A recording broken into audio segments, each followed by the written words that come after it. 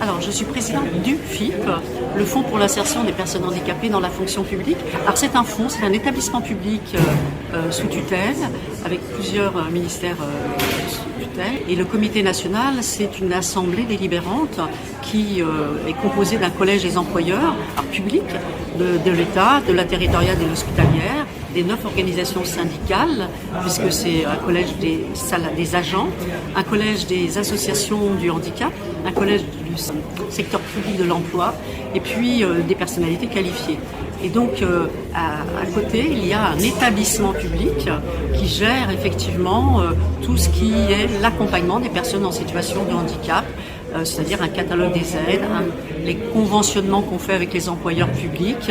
Voilà, donc c'est à la fois un établissement public et à la place d'un conseil d'administration, on dira que c'est un comité national. On accompagne les employeurs publics pour leur permettre de recruter plus facilement des personnes en situation de handicap, de les maintenir de l'emploi ou en emploi, et puis de favoriser effectivement ou de faciliter la tâche pour faire évoluer ces personnes en situation de handicap pour qu'elles puissent avoir un parcours professionnel.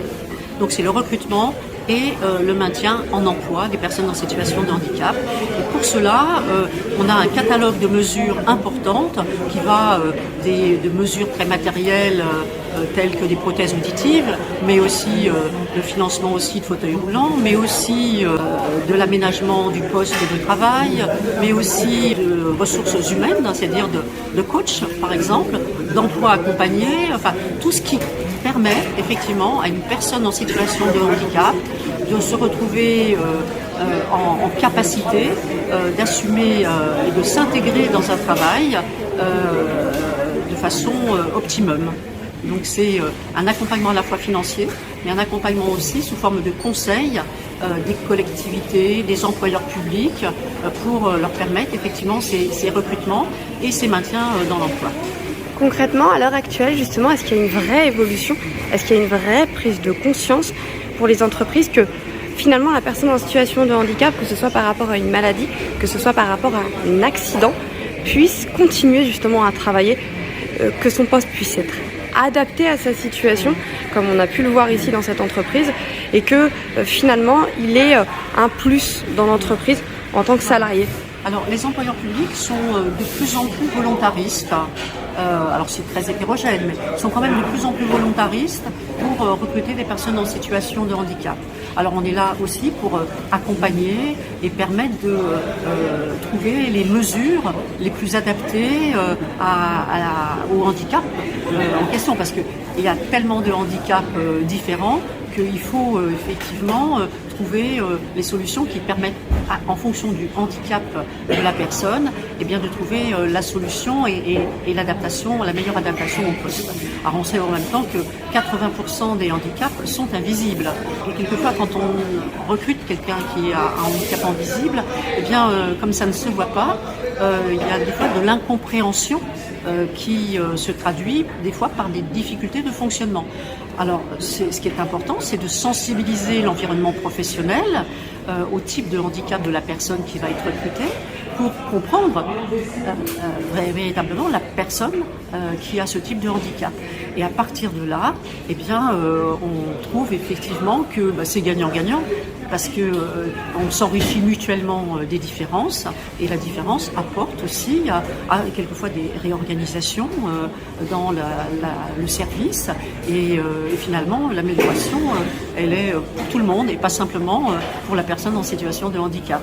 Mais il est important de bien informer, surtout pour le handicap invisible, de ce qu'est ce type de handicap, parce que ça permet à la fois d'être non pas protecteur, mais bienveillant, et de bien comprendre les situations qui pourraient quelquefois être incompréhensibles, comme des sauts d'humeur, ou des moments qui peuvent être un peu difficiles des fois.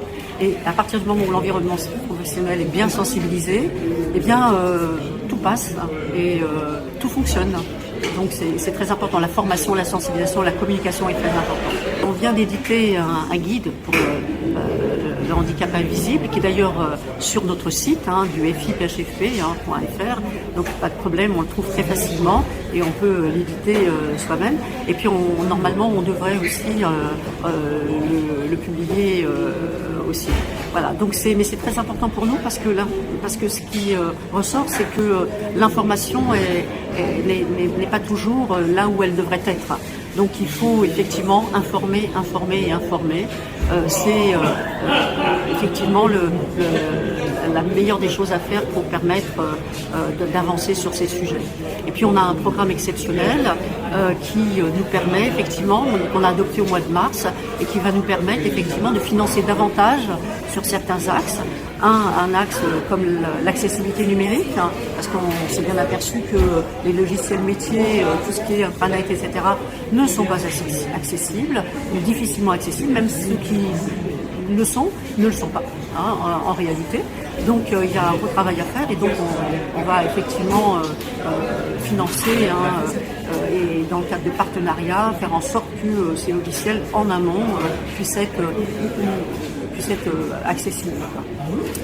On a aussi un autre axe très important qui est sur le parcours professionnel des agents dans la fonction publique en situation de handicap.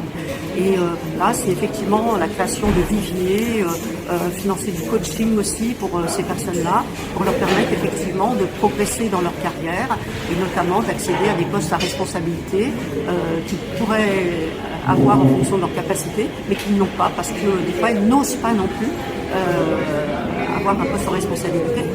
Un autre axe, c'est sur les nouvelles modalités de travail et le télétravail, avec une volonté d'intégrer dans le cadre du coworking et des plateformes de coworking des places pour des travailleurs en situation de handicap et de les adapter en fonction du handicap en lien avec les plateformes de prêt de matériel. Et ça, c'est une chose qui me paraît importante pour à la fois permettre le télétravail, mais en même temps rompre avec l'isolement quand on est chez soi. Et puis le dernier axe sur lequel on essaie d'être boosté en ce moment, c'est effectivement le handicap invisible et puis le syndrome post-traumatique, parce que c'est aussi des sujets qui nous importent beaucoup et sur lesquels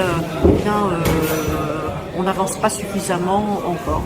C'est encore plus difficile d'avancer sur les sujets du handicap invisible. C'est vraiment des défis. Et puis sur le handicap invisible notamment, on va faire un tour de France du handicap invisible, comme on l'a fait sur l'apprentissage on l'a fait sur 2 ans parce qu'il y avait le confinement, donc ça a duré un peu plus longtemps. Mais 2023 devrait être l'année du Tour de France du handicap invisible, où on organisera sur les territoires, en lien avec les acteurs et les partenaires du handicap localement, dans les régions et en Outre-mer, des événements avec effectivement conférences, films. Voilà, on ne sait pas encore parce qu'en fonction des territoires, c'est pas forcément, ça se présente pas toujours de la même façon. On s'adapte au contexte, mais l'important c'est effectivement qu'il y ait ce Tour de France justement pour promouvoir non pas des solutions mais des échanges sur la question du handicap invisible et ces échanges-là pourront amener effectivement à avoir aussi des relais et une meilleure connaissance de ce qu'est le handicap invisible.